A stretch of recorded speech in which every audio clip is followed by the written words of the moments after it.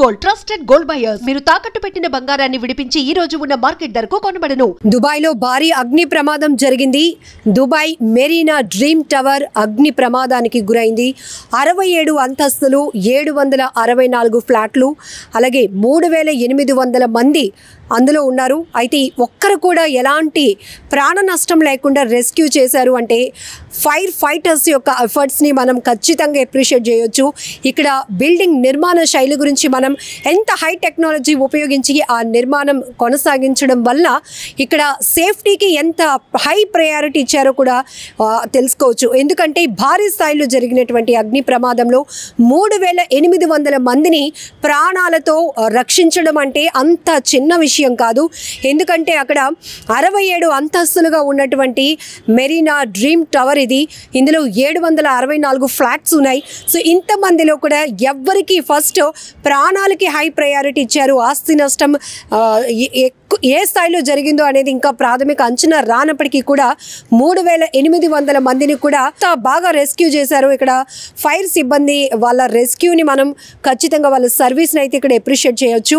So ఈ మధ్య కాలంలో భారీ అగ్ని ప్రమాదాలు షార్ట్ సర్క్యూట్ వల్ల జరుగుతున్నాయా లేకపోతే ఇతర కారణాలా ఏంటో అనేది స్పష్టంగా అంటే పూర్తిగా దర్యాప్తు తర్వాత తెలుస్తోంది. ఇక్కడ కూడా షార్ట్ సర్క్యూట్ వల్ల ప్రమాదం జరిగిందా లేదా లేకపోతే ఇంకేదైనా కారణం వల్ల జరిగిందా అనేది కూడా దర్యాప్తు తర్వాత అయితే తెలియాల్సిన పరిస్థితి ఉంది.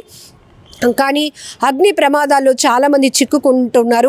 ఇలాంటి పరిస్థితుల్లో ఇప్పుడు దుబాయ్ మెరీనాలో జరిగినటువంటి భారీ అగ్ని ప్రమాదం వార్త బయటకు రాగానే ప్రతి ఒక్కరూ కలవరపాటుకు గురైనటువంటి పరిస్థితి. ఎందుకంటే అక్కడ మొత్తం భవంతులన్నీ దాదాపు 50 అంతస్తులు పైనే, అంటే ఇక్కడ 64 అంతస్తులో ఉన్న టవర్లో అగ్ని ప్రమాదం జరిగింది. పూర్తిగా డౌన్ నుంచి అప్ వరకు కూడా మొత్తం బిల్డింగ్ మొత్తం మంటలు పూర్తిగా వ్యాపించడం వల్ల తీవ్రంగా దట్టమైన పొగ అలముకుంది. కానీ ఫైర్ ఎగ్జిట్ అనేవి చాలా పర్ఫెక్ట్గా ఉండటమే కాదు, అందులో ఫ్లాట్స్లో ఉంటున్న వారికి కూడా ఎలాంటి ఫైర్ ప్రమాదాలు జరిగినా లేకపోతే ఇంకెలాంటి రెస్క్యూస్ జరిగినా కూడా ఎలా మిమ్మల్ని మీరు కాపాడుకోవాలి అనే దానిపై కూడా ఒక అవేర్నెస్ ఉంటుంది. సో ఇలాంటి బిల్డింగ్ స్ట్రక్చర్లో ఉన్నప్పుడు వాళ్ళ సేఫ్టీకి ఎలాంటి ప్రికాషన్ తీసుకున్నారు అనే దానిపై కూడా ముందుగా వాళ్ళకి వివరించడం కూడా జరుగుతోంది. సో ఇలాంటి అగ్ని ప్రమాదాలు జరిగినప్పుడు కావచ్చు లేకపోతే షార్ట్ సర్క్యూట్ కావచ్చు, ఇతర కారణాల వల్ల ఫైర్ ఇన్సిడెంట్స్ జరిగినప్పుడు కూడా అక్కడ ఫైర్ సిబ్బంది ఎలా రెస్క్యూ చేశారు, హై టెక్నాలజీ ఉపయోగించి మంటలను ఎలా అదుపులోనికి తీసుకొచ్చారు అనేది ఇప్పుడు ప్రతి ఒక్కరిని ఆశ్చర్యానికి గురి చేస్తోంది.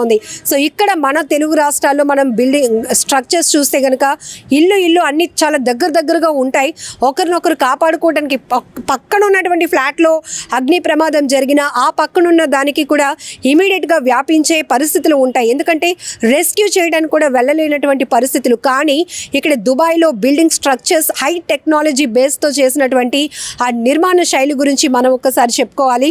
సో ఇన్ని ఫ్లాట్లు ఉన్న ఇన్ని అంతస్తులతో ఉన్న భవనంలో ఒక్కసారిగా భారీ అగ్ని ప్రమాదం జరిగినా కూడా ప్రతి ఒక్కరిని కూడా ప్రాణాలతో అంటే ఎలాంటి ప్రాణ నష్టం లేకుండా, ఆస్తి నష్టం అయితే ఎవరు దాన్ని ఆపలేరు. ఎందుకంటే అనుకోకుండా జరిగినటువంటి ప్రమాదంలో ఒక్కసారిగా మంటలు ఒకదానికొకటి వ్యాపిస్తూ ఉంటాయి. కానీ ఇక్కడ ఫైర్ ఎగ్జిస్ట్ ఉండటం వల్ల అలాగనే ఫైర్ ఫైటర్స్ ఎవరైతే ఉంటారో అగ్నిమాపక సిబ్బంది, ఆ అగ్నిమాపక దళాలు ఇమీడియట్గా వందలాదిగా అక్కడికి చేరుకొని ఒక్కసారిగా వారందరినీ రెస్క్యూ చేసి 3800 మందిని ఆ ప్రమాదం నుంచి రెస్క్యూ చేసి కాపాడారు. అంటే ఖచ్చితంగా వాళ్ళ ఎఫర్ట్స్ని, వాళ్ళ సర్వీస్ని, వాళ్ళ టెక్నాలజీని కూడా, వాళ్ళ కోఆర్డినేషన్ని కూడా మనం ఖచ్చితంగా అప్రిషియేట్ చేయాల్సిందే.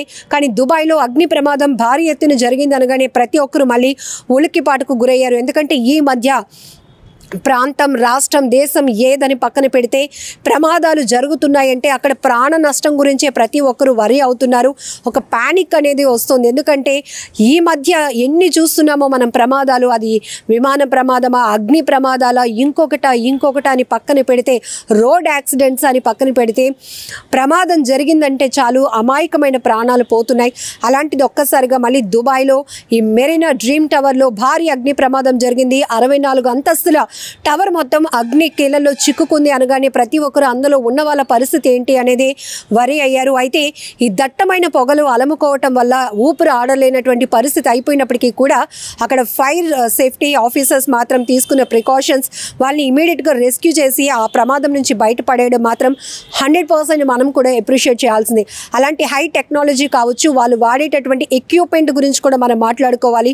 కొన్ని సందర్భాల్లో మనకి చూస్తూ ఉంటాం ఈ ఫైర్ అండ్ సేఫ్టీ వాళ్ళు వారోత్సవాలు చేసినప్పుడు కానీ అవేర్నెస్ క్యాంపెయిన్స్ చేసినప్పుడు కూడా వాళ్ళు ఎలాంటి పరికరాలు ఉపయోగిస్తారు, ఇమీడియట్గా ఏవైనా ఎక్కువ క్రౌడ్ ఉండే చోట కూడా ఇలాంటి ప్రమాదాలు జరిగితే ఇమీడియట్గా వాటిని ఎలా ప్రాథమిక స్థాయిలోనే మనం కంట్రోల్లోకి తీసుకురావాలి అనే దానిపైన అవగాహన కార్యక్రమాలు పెద్ద ఎత్తున చేస్తూ ఉంటారు.